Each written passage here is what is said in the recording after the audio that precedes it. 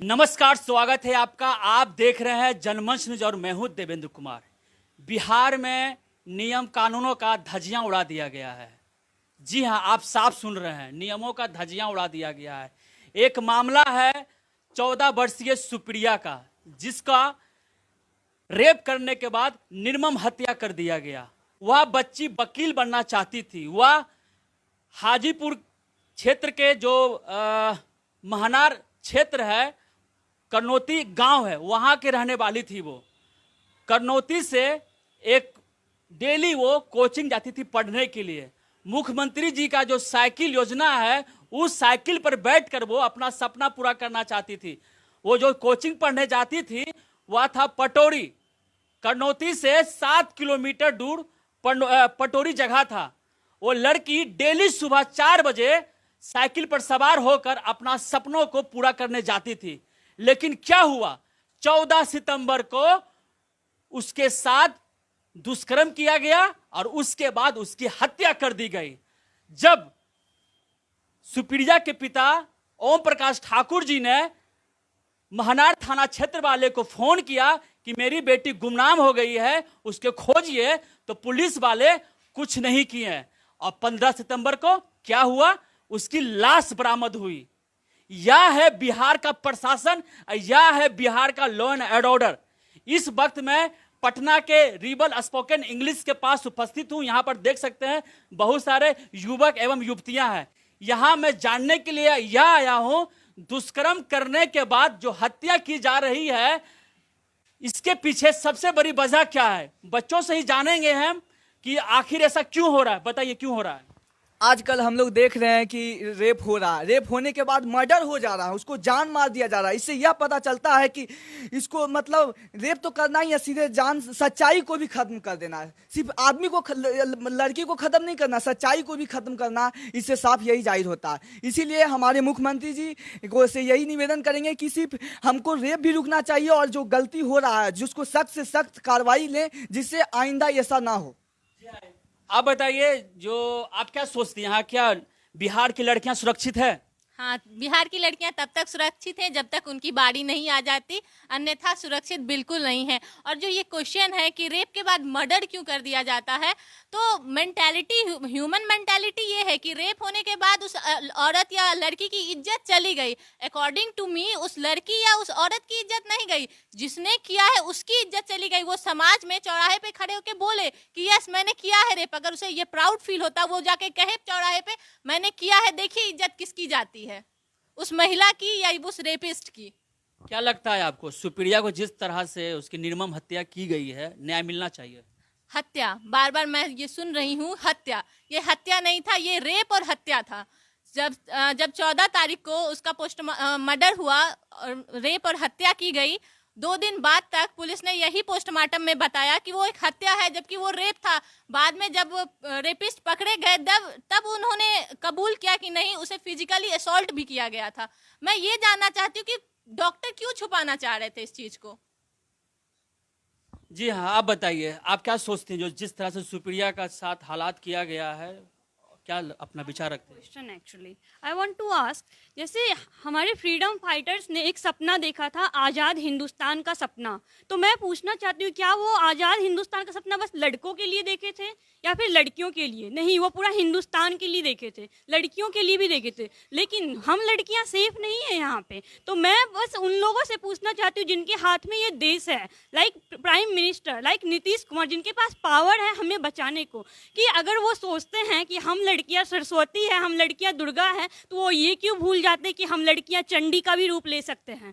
हाँ, उन रेपिस्ट को जो ऐसा काम करते हैं उनको एक बार चौराहे पे ला कर तो देखो और हमारे हाथ में पत्थर दे दो, तब हम बताएंगे कि चंडी का रूप क्या होता है। तो मैं बस इतना ही कहना चाहती हूँ कि मैं उन प्राइम मिनिस्टर से और उन चीफ मिनिस्टर नीतीश कुमार से ये नहीं कह रही हूँ कि आप देश के लिए जान दे दो, बस ये कह रही हूँ आप एक कानून लाओ ऐसा जिससे कि हम सुरक्षित हो। डेली हम ऐसा न्यूज़पेपर में, कोई भी ऐसा दिन का न्यूज़पेपर नहीं होगा जिस दिन रेप नहीं होता है, जिस दिन हम रेप के बारे में पढ़ते या सुनते नहीं हैं।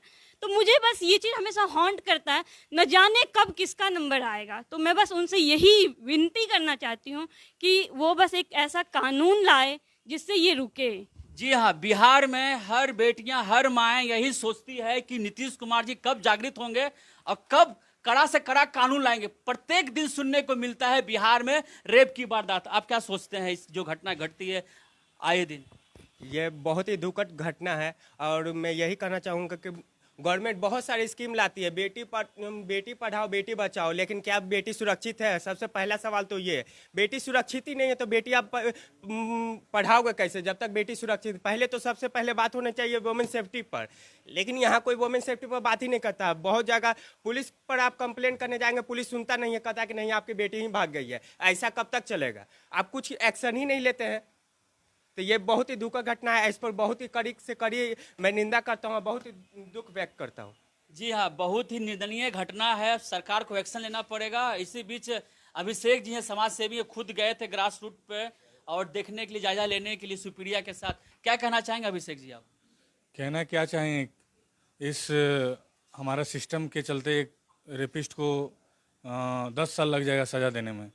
सबसे पहली बात कि जो प्लानिंग हुआ था वो एक दिन का नहीं होगा। वो पहले से प्लान किए होंगे कि ये लड़की सुबह सुबह डेली जाती है, इसी रास्ते से जाती है और इसको एक दिन हम लोग को अपने चंगुल में बजा लेना है। तो आपको पता भी चला होगा, कुछ आपके अभी थोड़ी देर पहले का न्यूज़ है कि 5 लोग शामिल है, एक महिला भी शामिल है, एक बच्ची शामिल है। 4 लोगों ने उसका रेप किया, महिला ने साक्ष्य मिटाने का कोशिश किया और बच्ची से उसको साक्ष्य को मिटवाया गया। बच्ची को भी उसमें ले डूबे, बच्ची को क्या दें। और तीसरी बात यह है कि जब तक हम लोग खुद नहीं रिस्पॉन्सिबिलिटी समझें कि एक लड़की को सेफली हम लोग को घर पहुंचाना है, अगर अकेली लड़की जा रही है तो वो मौका नहीं है, उसको हम लोग को अपने बहन की तरह उसको घर पहुंचाना है, तब तक ये रेप नहीं रुकेगा। और चौथा चीज़ है कि सब चीज़ होने के बावजूद भी एक काम हम लोग सरकार से मांग करते हैं, इसके लिए स्ट्रिक्ट कानून लाइए कि अगर रेप की पुष्टि होती है, अगर वो कन्फेस करता है कि हाँ हमने रेप किया है, तो फिर तो 10 साल 8 साल खींचने का कोई ज़रूरत ही नहीं है, डायरेक्ट उसको फांसी पर लटका दीजिए। क्या लगता है आपको, जितने भी रेप के जो अपराधी होते हैं उसको फांसी देना चाहिए? फांसी, हमको लगता है कि रेप के अपराधियों को सिर्फ फांसी देना काफ़ी नहीं है। ये रेप सिर्फ बॉडी को असॉल्ट करने जितना नहीं होता है। हम लड़कियों को हर बार इस रेप से गुजरना पड़ता है। ये सिर्फ टच करने, सिर्फ किसी को गलत तरीके से टच करना रेप नहीं है। कई बार लोग तो हमारे आंखों से रेप करते हैं।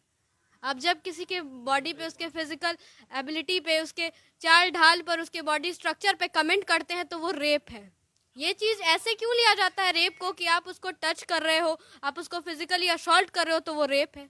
ये रेप तो हर गली चौराहे पे रोज दिन न जाने कितनी लड़कियों के साथ होता है। और ये मामला हाईलाइट हुआ है इसलिए क्योंकि कुछ लोग वहां तक पहुंचे, उसको जान पाए।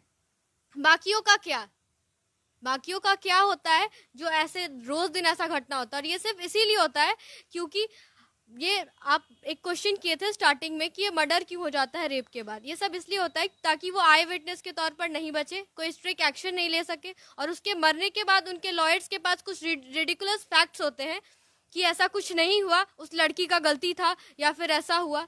वो रिडिकुलस फैक्ट्स अपना पेश करके उस विक्टिम को छुड़ा सके, सिर्फ इसीलिए ये सब किया जाता है। सोच सकते हैं कितने लोग यहाँ पे भयभीत हैं, डर है, डर का माहौल है बिहार में। सरकार को कुछ एक्शन लेना चाहिए। क्या लगता है आपको, जिस तरह से रेप का जो मामला बिहार में बढ़ रहा है, आप अपने आप को सुरक्षित कितना महसूस करते हैं? बिल्कुल महसूस नहीं करती मैं सुरक्षित। इवन जब हम रात में निकलते हैं तब भी डर लगता है। मतलब इवन 8-9 बजे के बाद हम सोच भी नहीं सकते निकलने के लिए अकेले भी। हमेशा कोई ना कोई साथ चाहिए रहता। अपने घर वाले भी हमें अकेले नहीं छोड़ते। तो कैसे आगे बढ़ेगा बिहार? लड़कियां ही सुरक्षित नहीं है। पहले तो लड़कियों को सुरक्षित देना जरूरी है। कैसे पढ़ेंगे हम लोग? हम जा ही नहीं सकते अकेले, हमें हमेशा सपोर्ट की ज़रूरत रहती है। हम कभी कहीं ट्रेवल भी नहीं कर सकते अकेले, घर वाले भी नहीं छोड़ते। इवन अब बताइए, सुपीरिया वकील बनना चाहती थी लेकिन दरिंदों ने उसकी हत्या कर दी। इस पर क्या विचार करते हैं आप? हम बस सरकार से इतना पूछना चाहते हैं कि हमारे चीफ मिनिस्टर का कहना है कि लड़कियों को एजुकेटेड बनाओ।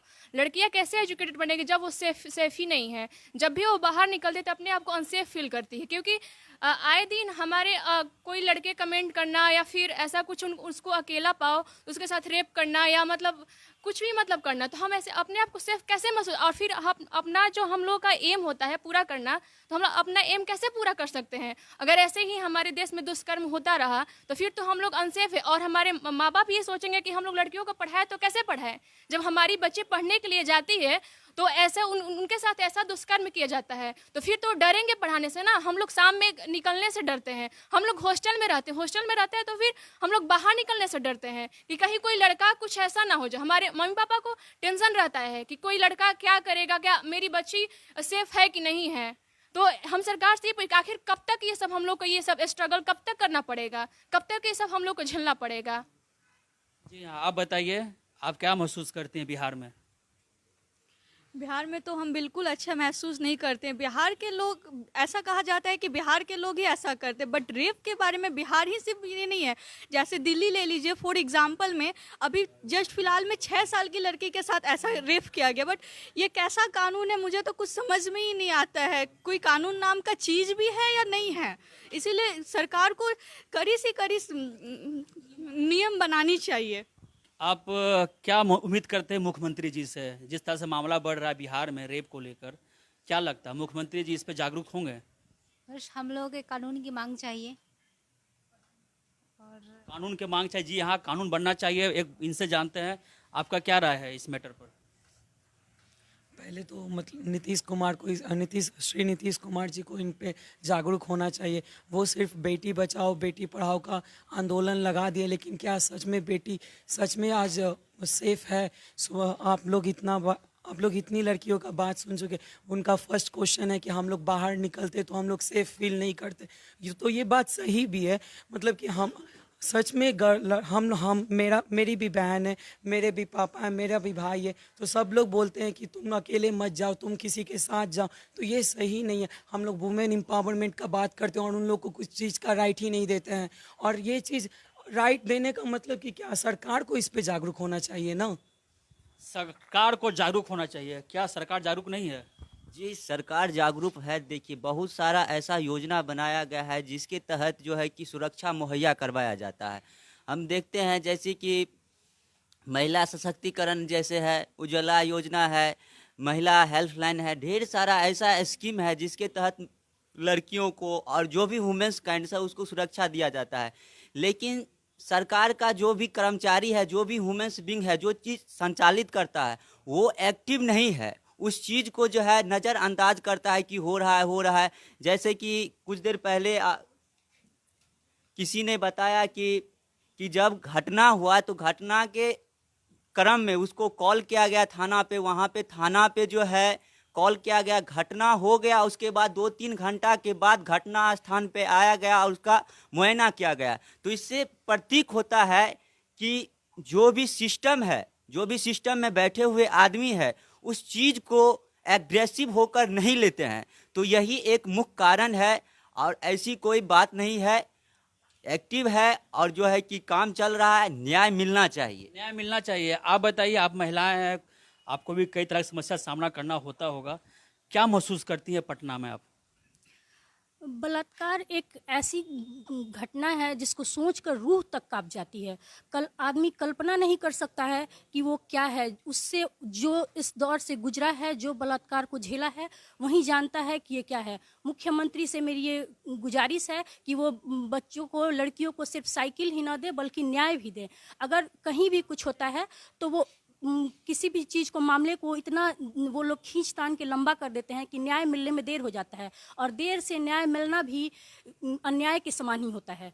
इसीलिए लड़कियों को सुरक्षित रखने के लिए सरकार को कुछ विशेष पहल करनी चाहिए। सिर्फ योजनाएं चलाने से नहीं होगा, बल्कि सरकार को कुछ और भी ठोस कदम उठाने चाहिए और उसको धरातल पे लाना चाहिए। सिर्फ कागजी पन्नों पे और इस तरह से बुनियादी बातें हवाओं में करने से नहीं होगी। जी हाँ, जिस तरह से 14 वर्षीय युवती यानी सुप्रिया के साथ निर्मम हत्या किया गया बलात्कार करने के बाद, भविष्य में ऐसी घटना ना घटे, इसके लिए बिहार सरकार को अब सोचना चाहिए। अब नहीं सोचेंगे तो कब सोचेंगे? आज एक सुप्रिया शिकार हुई, ना जाने भविष्य में कितना सुप्रिया को शिकार होना पड़ेगा। हर बच्ची, हर लड़की का सपना होता है कुछ करने का। अगर इस तरह के समाज के दरिंदे उसके कैरियर में बाधा बनेंगे तो बेटियां, महिलाएं घर से कैसे निकलेंगे पढ़ाई करने के लिए।